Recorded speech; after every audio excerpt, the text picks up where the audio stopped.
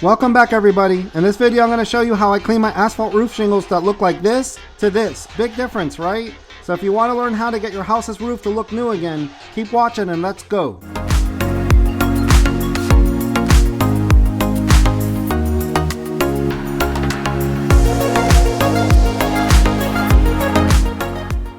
Have you ever noticed how dirty just about every house's roof shingles look like? Unless you're in a new or relatively new neighborhood, this is what they look like. These dirty stains are not dirt. They are caused by algae, mold, and mildew, and in my opinion, it ruins the whole look of your house. This algae, mold, and mildew not only looks bad, it lessens the life of your roof. These rooftops I'm showing you are less than 20 years old, but they look 50. In this video, I'll show you a DIY solution so you don't have to pay hundreds of dollars to get your roof shingles soft washed. But I want to warn you up front, climbing on your roof can be very dangerous. If you're not capable of safely climbing on your roof, please hire a professional. Also consider the condition of your roof before climbing on it. So let me give you a 360-degree view of my house before I clean it. Not horrible because I clean it every few years. Let me point out a few areas. Right here you can see this area looks bad. The front still looks good, but this north side always gets bad. But the front part gets sun and looks fine.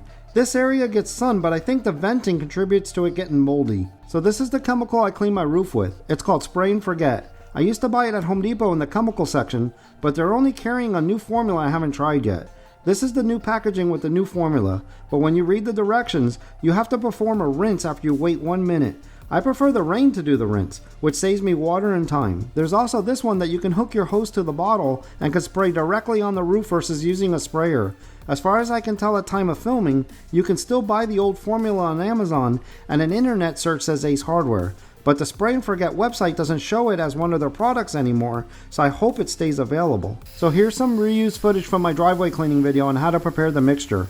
The first step is to fill up the water. I like to put the water first, then the chemical, because if you put the chemical first, as you start filling up the water, you get a lot of soap suds, and you have to keep stopping. So you definitely want to put the water first, and I go all 4 gallons the backpack sprayer can hold. I always rinse off the filter and the lid, because you don't want any debris getting into the sprayer pump. So the amount of concentrate that I use is 22 ounces per gallon of water.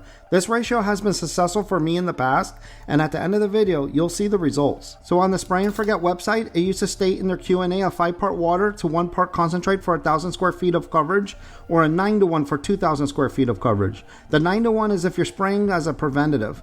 I just filled the backpack sprayer just short of the 4-gallon mark with water, and I dumped 4 pours of 22 ounces of concentrate in.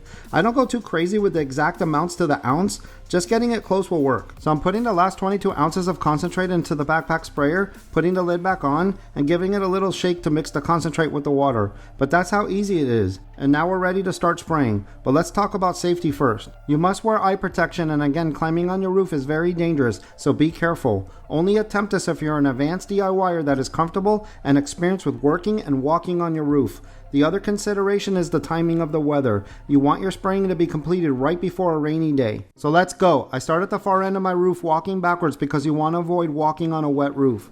You also want to consider the way the wind is blowing, especially on top of a roof. Even though you're spraying directly down, it could still blow up into you. I do everything by section so I don't miss anything. This first section was real easy because it's not big. I next walk to the far corner of this next section and I work my way up the roof to the top. You wouldn't want to work from the top to the bottom because you might seriously walk right off the roof.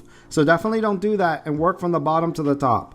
Now that I finished this section, here's a quick shot of what I've completed so far. This next section is huge, and you see me walking from one side all the way to the other. See that venting sticking through the roof? I have to be careful not to trip over it, or I'll fall right off the roof. With the video fast forward, I'm making it look easier than it really is. It takes a lot of energy to brace yourself because of course the roof is on an incline, and you have a heavy tank on your back. So you'll see me on the opposite side break up such a big section into smaller sections so I don't have to continuously walk over such a large area. Here's a quick shot so you can see how large this section was. This next section was really easy because it's small. I'm not having to walk much, just swing the wand around to complete it. Now I'm on the opposite huge side. Like I mentioned before, see how I start to break it up into smaller sections so I don't have to walk a long distance across it?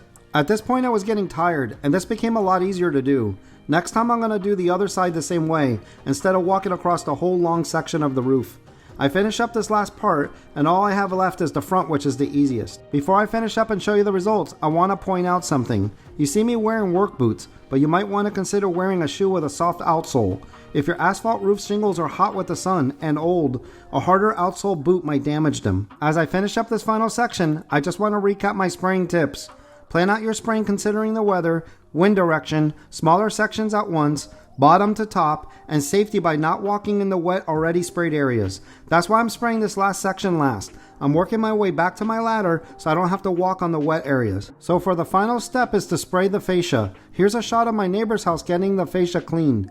In my pressure washing video, I show you a safer way of cleaning the fascia using a telescoping pole for a 2-story house. This looks dangerous.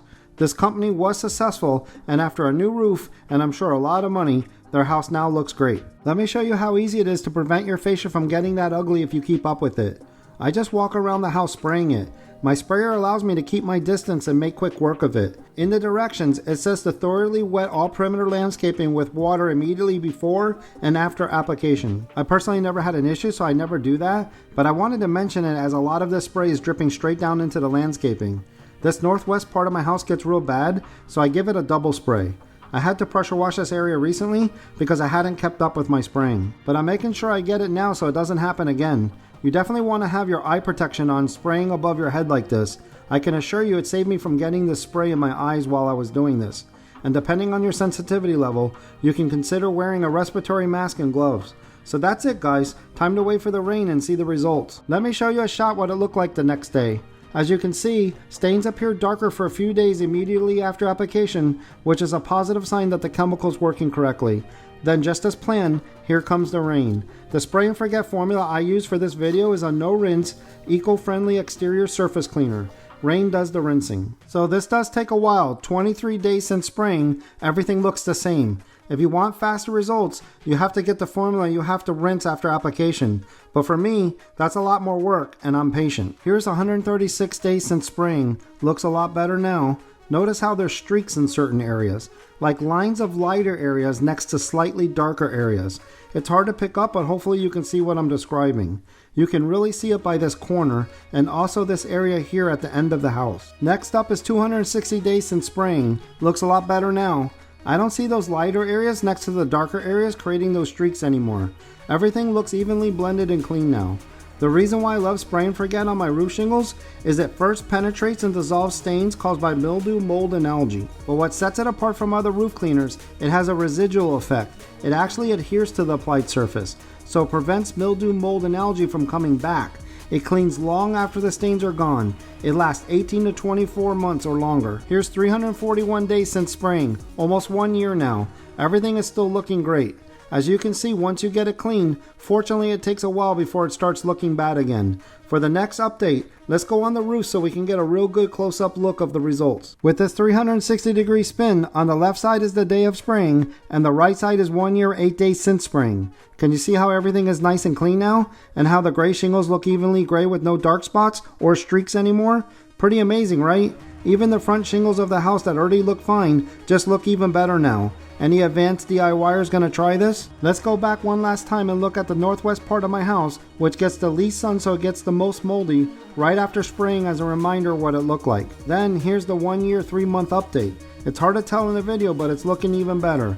It just looks perfectly clean now with no dark mold, no areas with dark streaks or stains. So that's it guys, what do you think? Let me know in the comments below.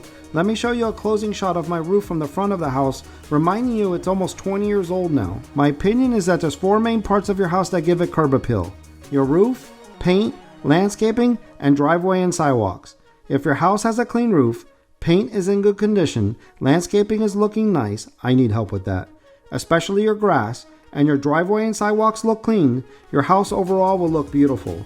This is how I use spray and forget to help me with 2 of those 4 main areas: my roof and my driveway. So thanks for watching everybody. Please hit the thumbs up if you like this video and be sure to hit subscribe. Also hit that bell icon. This was an unsponsored video and I purchased the spray and forget cleaner used in this video. Click any of these links on the screen to check out my other home DIY videos. Bye everybody.